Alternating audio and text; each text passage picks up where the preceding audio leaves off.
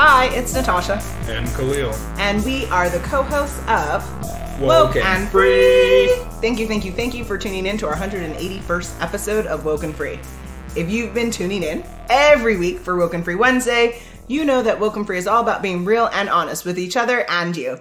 We talk about everything and anything important to us, you, the world, and nothing is off the table. This week is so exciting because you will meet the founder and CEO of Crediverso. So woohoo! So fun. But before we go there, couple of questions to ask you. Have you downloaded the episode on WokeNFree.com through the Podbean app? If you haven't, please do so immediately. That's how you show your number one support for the show. And that's how you join the conversation. So if you have questions for this remarkable man, that's where you put them, right there. Now, if you're like, Tosh, Khalil, we love you, we want you, we need you, right back at you, boo. But for some reason, you can't add an app to your phone, which is like, I don't know, maybe get a new phone. But either way, whatever your circumstance may be, that's okay. We still love you. We still want you. We still need you. What we need you to do, though, is to make sure you're subscribed and following the show on whichever platform you're catching this on. So we greatly appreciate our love and support through iTunes. If you holler at us on TuneIn, Stitcher, Google Play, YouTube, SoundCloud, iHeartRadio, Spotify, we're on Pandora. I mean, WokeNFree is everywhere. So hello, join the fun, guys, wherever you play, please. Now, what you can also do, which is really, really easy and really fun, is by going to WokeNFree.com, you can subscribe to the show via email.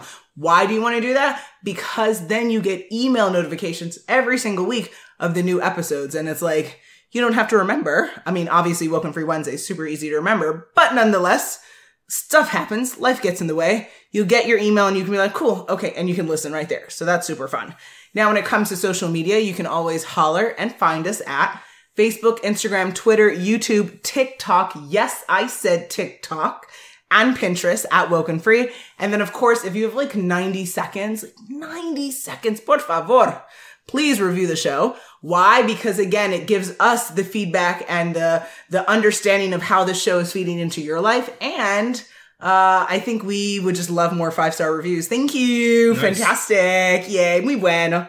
So before we continue on with this amazing conversation with the founder and CEO of Crediverso, let's introduce who this amazing man is. So Carlos Hernandez is the founder and CEO of Crediverso, the first online financial products marketplace built for the US Latino audience.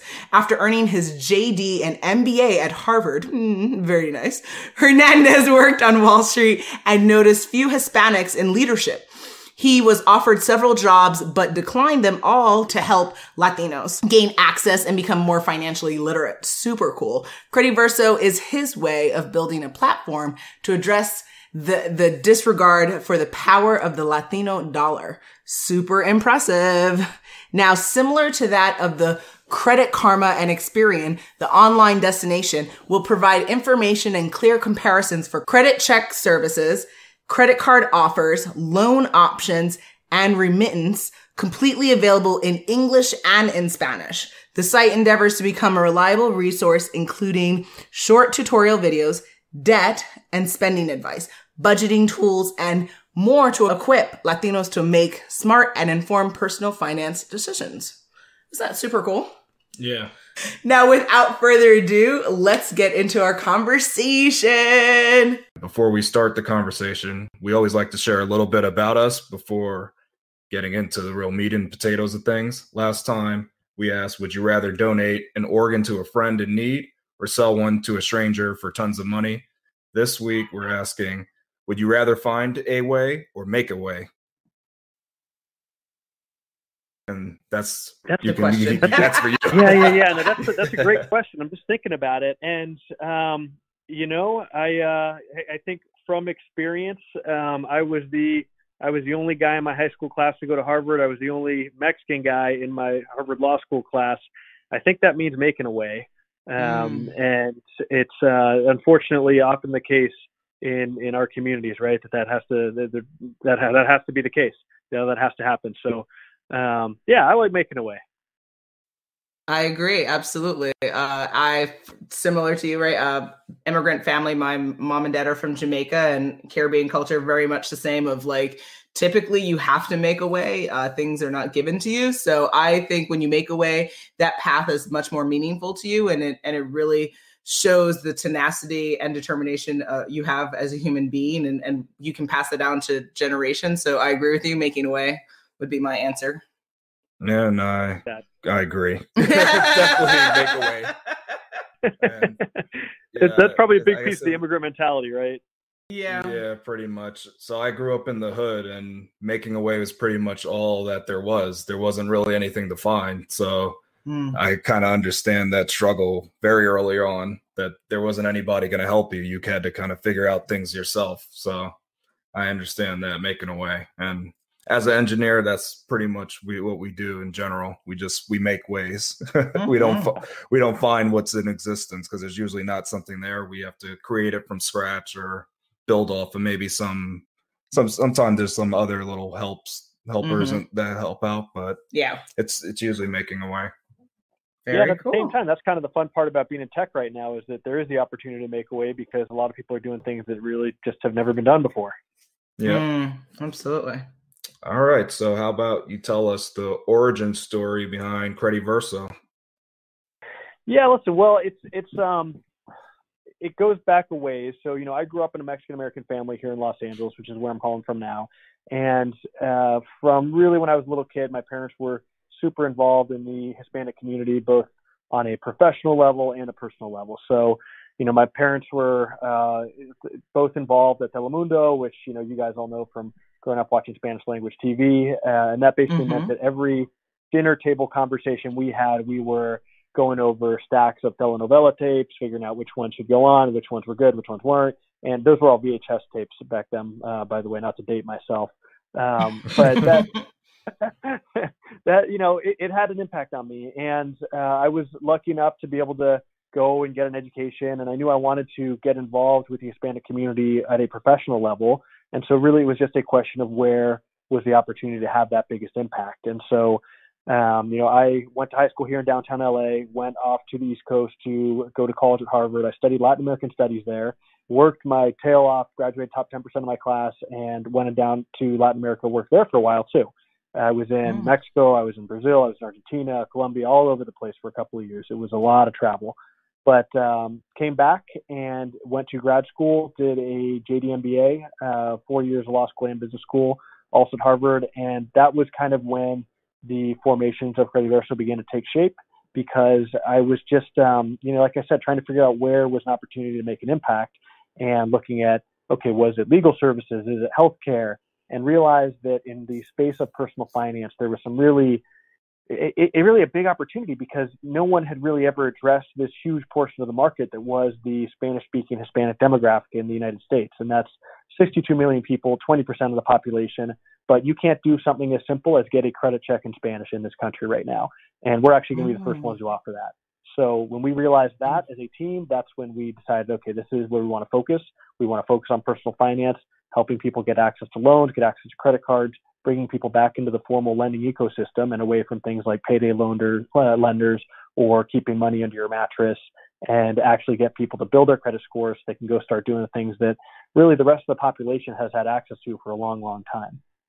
Wow, that's incredible. Wow. So then I'm sure there's a lot to speak on, but what would you say are the biggest financial concerns currently facing the Latino population here in the United States? I think the biggest one is lack of access to information. I think there are incredible frictions in getting information about financial products to the Latino community. And that's everything from simple, obvious things like it not being in Spanish, right? And, obviously not everybody speaks only Spanish. A lot of people speak English more than they speak Spanish or speak both. But I want to be able to pull up information on a credit card or a loan and show my tia who only speaks Spanish, right? And have her be able to look at it and understand what she's getting herself into. So that's a really easy one. Having the right distribution channels being used also, that's really important. So, we are not advertising at Whole Foods, for example. We're advertising at Dollar General and in East LA, in Boyle Heights, the places where, for starters, that's just where our community is. But it's also where places like Wells Fargo and Bank of America and Capital One, they're not advertising there. And that's just a part of the community that they're, don't seem to be that interested in. And that's kind of where Crediverso comes in. It's just reaching out to that underserved segment of the population, making sure we're getting them information, getting them access to financial products. Again, it's totally free. So, we're a free service, but I think that access is the biggest problem right now. With the impact of COVID-19 affecting marginalized communities like the Latino population, how can Latinos focus on improving their financial planning? Well, those are two really good questions. And, unfortunately, the COVID-19 pandemic has had a largely disproportionate impact on the Hispanic community than the rest of the country. And the reason for that is, it makes sense, which is that so many members of our community are, from a job standpoint, employed in positions that have to do with hospitality, tourism, food and beverage, all these things that really were the first places to take a hit when the pandemic really started to slow things down. So the unemployment rates, for example, far outpaced the general market in the Hispanic community. So I remember back in April, I think we were seeing something like 9, 10, 11% as an average across the country for unemployment. And in the Hispanic community, it was getting close to 20%. So that's just a huge gap. And, that has implications for a lot of things, both right now and the fact that you won't get a paycheck this month or next month, but also down the line. What is happening from a socioeconomic standpoint, from an education standpoint, when people who used to be able to send their kids to school now need to stay home with them and they can't afford tutors. The education gap and then the socioeconomic gap just continues to widen as wealthy families are able to solve that problem and, impoverished families are not. Wow. Okay. That's incredible. And when it comes to the platform that you've built, and it's so cool that it's free, right? So there's no issues of accessibility. We'd love for you to break down, what are the best ways for the Latino population to use it and to what are the main takeaways when they think of the company and the platform, what should they be thinking about there? Yeah, thanks for asking. So, I was talking to somebody yesterday, guy spoke only Spanish, and I was asking him, do you ever send money internationally? Do you ever send money to family living abroad? He said, yeah, I send money twice a month. I send $300 to my mother who's living in Tijuana. And that's a very, very common thing we've noticed in our customer base is that they're sending money abroad to support family, relatives, friends, whatever it is. And so we are the only place where you can actually compare the ways to send money and find out which one is cheapest, which one is fastest. And that makes a big difference because if you're sending $300 a month, and you're paying 20% versus if you come and compare before you send and we can get your rate down to 5%, that's a lot more money that we can put back into the pocket of whoever's receiving that money twice a month. So that's one big way that you can come use our site is just before you send money, come on, compare. I mean, you would compare before booking a hotel room or booking a flight, right? So you might as well do it when you're sending money as well. Oh, wow. Okay. A second way is we really just want to make it as easy as possible for people to get the right credit cards, the right loans, so that they're not paying way too high of an interest rate. They're not paying a really high annual fee. And so much of that is just, you take what is kind of presented to you. And, maybe you were in college and there was somebody sitting at a table that gave you a free t-shirt if you sign up for a credit card. And that's the one you've been using ever since. But, maybe that card has a $100 annual fee and a 25% interest rate. And you can get one by, as long as you're paying your bills on time, you can get that down to a $0 annual fee, a 15 or an 18% interest rate. And you can start building all sorts of perks, getting cash back, getting points, things like that. And, that's a lot of homework to have to figure out on your own. We just try to do all that homework for you and make it really, really simple. That's awesome. And actually a follow-up question to that would be, as entrepreneurs, we love to, and obviously you're an incredible entrepreneur. What type of financial information do you offer for Latino business owners and that market? Because I know that from an African-American perspective, Black women are the rising group of entrepreneurs in this country, but we'd love to hear you talk a little bit about that and kind of financial well-being from the entrepreneurial perspective. Absolutely. And you're totally right. It's these communities, it's Black women, Hispanic women, very much it's often the immigrant class we're the ones out there that are hustling, right? That are out there starting businesses. And, maybe they're not always huge businesses, but everywhere you look, somebody's running a small business, and a lot of those small businesses end up being medium and big businesses. And that's, I think, the really fun part about what our communities are doing.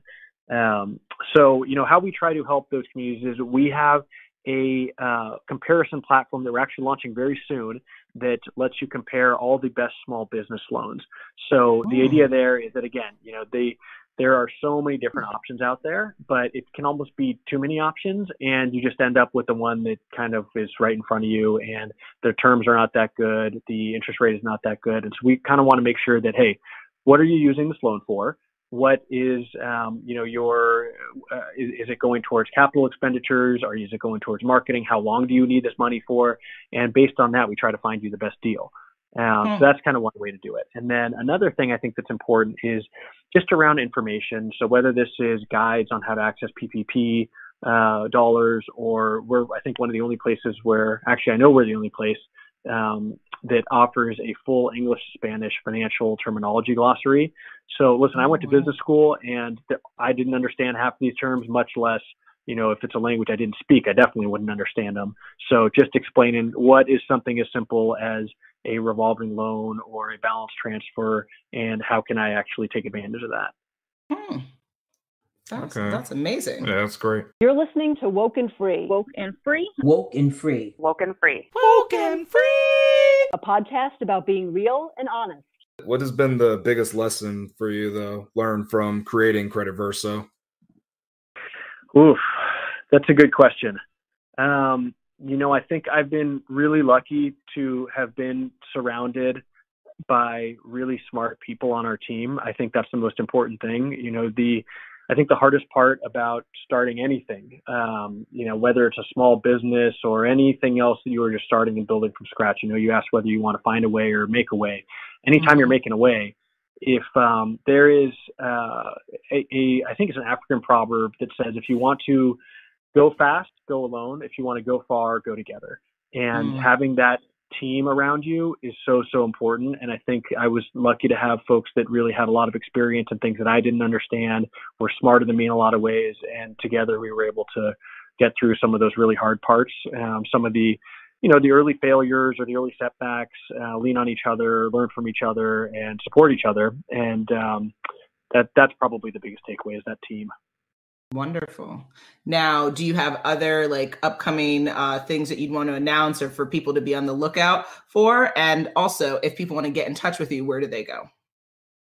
Great. So the easiest place to get in touch with us is crediverso.com. We have, all different ways, whether you want to email us at info@Crediverso. We have a little message board.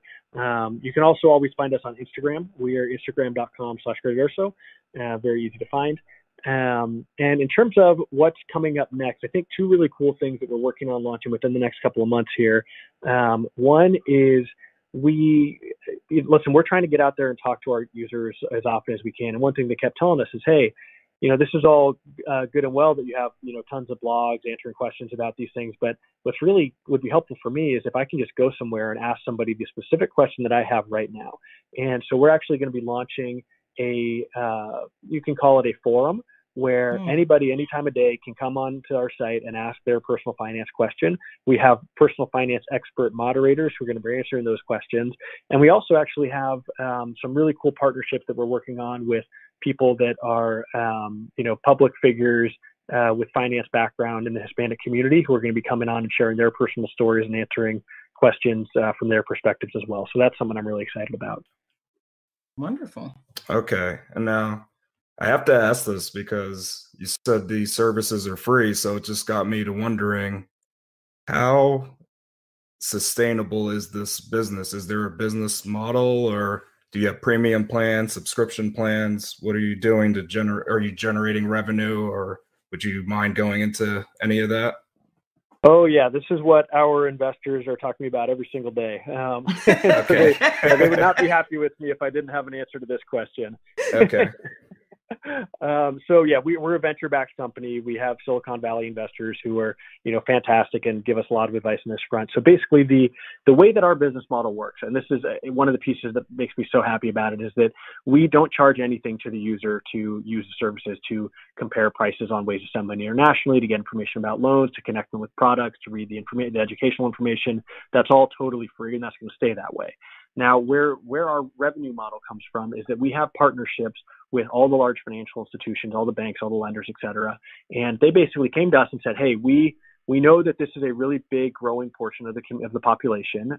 This is a demographic that we don't understand. We're located out in the middle of Minnesota or whatever, and we don't even have any good Mexican restaurants in town. How are we supposed to be able to access this community that we can't speak their language? We don't know where they live. We don't know what they're doing. So that's where we help them. And when a user comes to us and say, hey, I need a credit card, I need a loan, we help them find the best one. If they decide they want to move forward with it, that's great. And when we send that user to this financial institution and they take out a credit card, take a loan, then we receive a fee from the bank.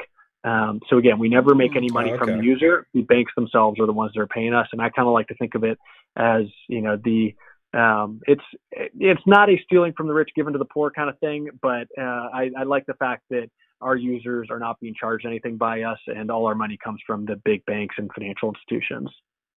Yeah, okay. It's like a finder's fee, right? Because it's kind of like you matched the bank with the customer, and then rightfully so, the bank should pay for that because they're now going to be able to make business from that transaction. So that's pretty cool. Yeah, absolutely. And part of what we're trying to do there is that, we know that they're not very good at either finding consumers in the Hispanic community or surfacing them, and making the products that are optimized and built for them in a way that is unique to the needs of somebody who maybe just moved here from Mexico or the Dominican Republic a couple months ago.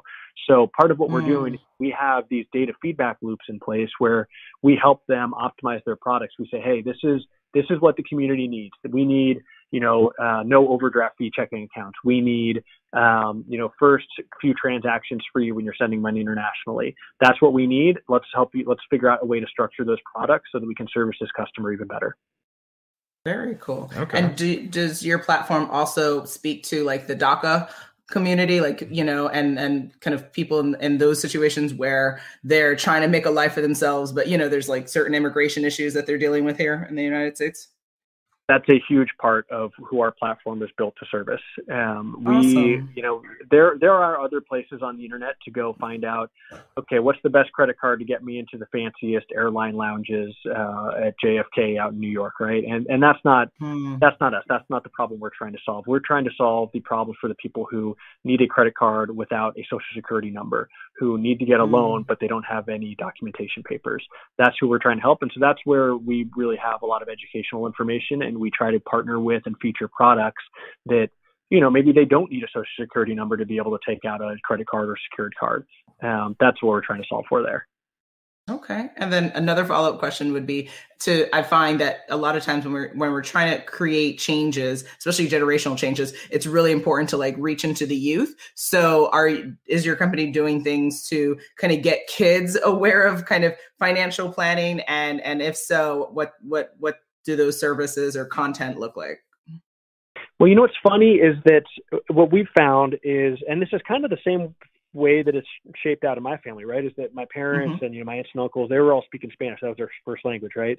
And then I grew up in LA. My brother and my sister grew up in LA. So while we were speaking Spanish every day at home, we go out to school and we're speaking English. And so that younger generation, they're much more, and this is a little bit of a generalization, but generally more familiar with English, more comfortable with the language, things like that.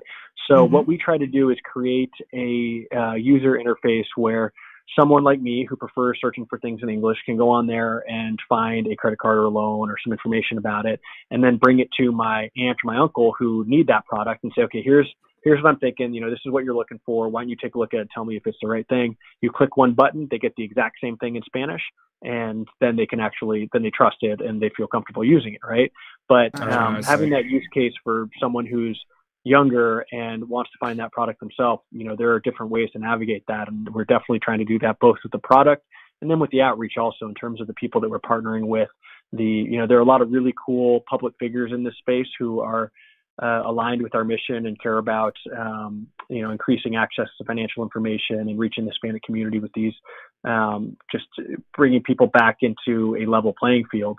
So a lot of those folks are people that the younger generation are familiar with, and they're a lot of the people that we're working with and partnering with. Perfect. Awesome. Okay. So as a part of your products, do you also have an app that people can download? We are working on the app. We're probably going to have Nice. that rolled out within the next few months or so. We have a whole team of engineers that are based down in Tijuana who are working on that right now. But in the meantime, you can access us on web, on desktop or mobile. Our mobile website's super functional, really easy to use. But yeah, the app will be coming out soon. Okay, that's good to know. Okay, and then I guess last question would just be, do you have any additional advice or words of wisdom that you'd want to share for folks who are just trying to, navigate their financial planning and wealth building stage today? Like, what can they do today that can help enhance their lives?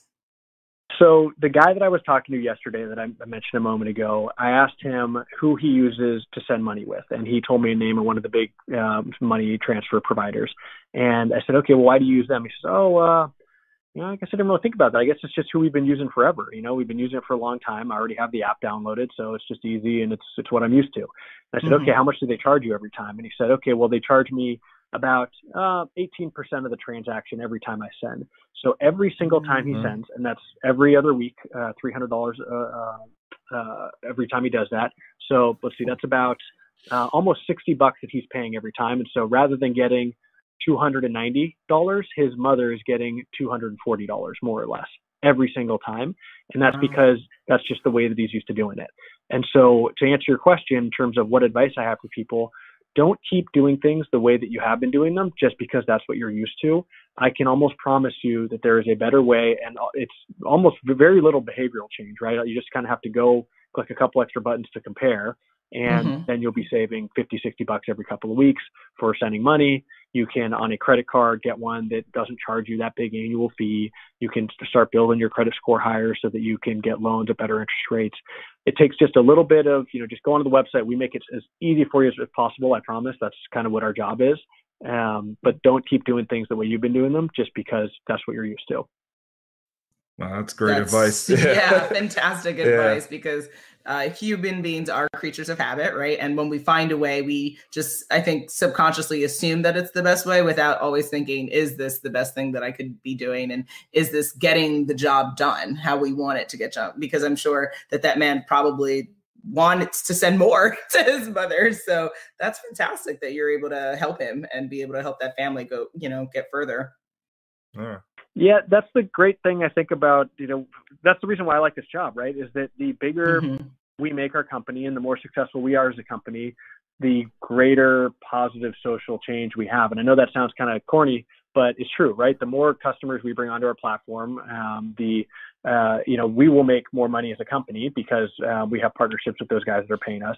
But every time we bring a new customer onto the platform, we are literally saving them money immediately and putting more money back into their pockets. So it's really just a great alignment of we do better, they do better. I think as a community, everybody kind of benefits.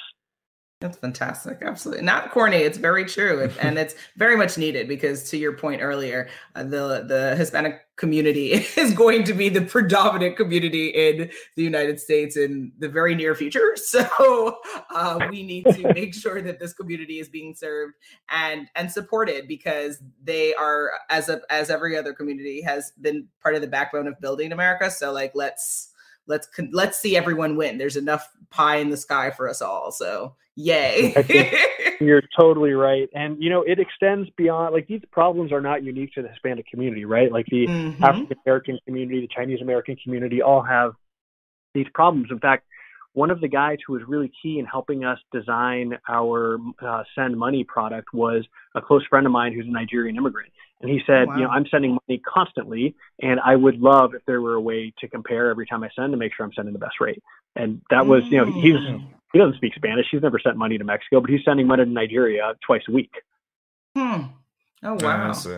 Interesting. Well, then that begs the question, will this be could this then be extrapolated into other communities? Yeah. For people who want to see that same type of information in Ghana or, other communities that maybe have similar behaviors, but also need that support? Yeah, other immigrant communities.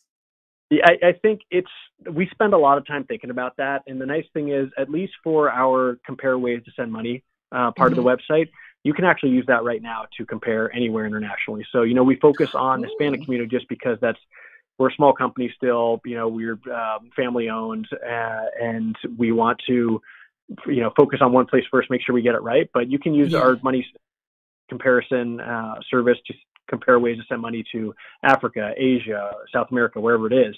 Nice. So that's one thing. Then, like I said, we will be the first place where you can get a credit check in Spanish in this country. Can you get a credit check in Mandarin? Probably not. Can you get one in Korean? Probably not. So I think there's a lot of runway here to help build up the entire immigrant community beyond just the 62 million Hispanics in the country. That's super cool. Wow. Yeah, that's wow. Great. Well, we are just so grateful that you came on here and you shared your story. And WokeNFree Nation, we definitely will share out your information. And we encourage everyone, yes, who could use your services to really get on there today, because it's free and it's super helpful and it's going to save you money. And hello, that's a win-win, guys. So let's get her done. Thank you so much. We really appreciate everything. Oh, thank you so much for having me. It's platforms like yours that help get the word out. And so I really appreciate it. And it's a pleasure talking to y'all. Yes, absolutely. All right. Thanks. Bye. Bye. We are at that time again. It is coming to the end of our 181st episode of WokeNFree. Ay caramba. Good one. That Perfect match. Game, set, and match, maybe. Ah. Okay. Love 20. At first I was like, are you doing something with years? And then I was like, oh, you're doing the tennis reference. Okay. To like get my mind together on that one. I was like, what? Excelente. This was quite the episode, meeting the founder and CEO of Crediverso. If you have any additional questions, what should you do? Definitely check out the links to the website on WokeNFree.com. Again, if you download the episode through the Podbean app, that's how you can put in questions and comments that we definitely can share with him, as he will be able to see them. The world will be able to see them. It'd be fantastic. So make sure you do that. Now, will we leave you hanging for what our next episode will be about? Drum roll, please. On our next episode, we are asking, would you ever join OnlyFans? Make sure you follow us on social media to follow along in the conversation, and make sure you tune in next week for WokeNFree Wednesday to join the conversation at WokeNFree.com. If you'd like to be a guest on the show, like the fabulous guest that we had, make sure you submit a topic for an upcoming episode or share your platform and why your story needs to come to the WokeNFree family on the Contact Us page at WokeNFree.com. So again, guys, this is WokeNFree.com. When it comes to social media, you can always find us on Facebook, Instagram, Twitter, TikTok, YouTube, Pinterest. We're everywhere. So again, our social media handles are easily found on the website. And then for sponsorships or collaborations, you can always hit us up on our Contact Us page at WokeNFree.com. If you didn't already subscribe, please do share the episode and make sure you come back to join the conversation every Wednesday for WokeNFree Wednesdays. Remember, WokeNFree is more than a podcast. It is a way of life. Until next time.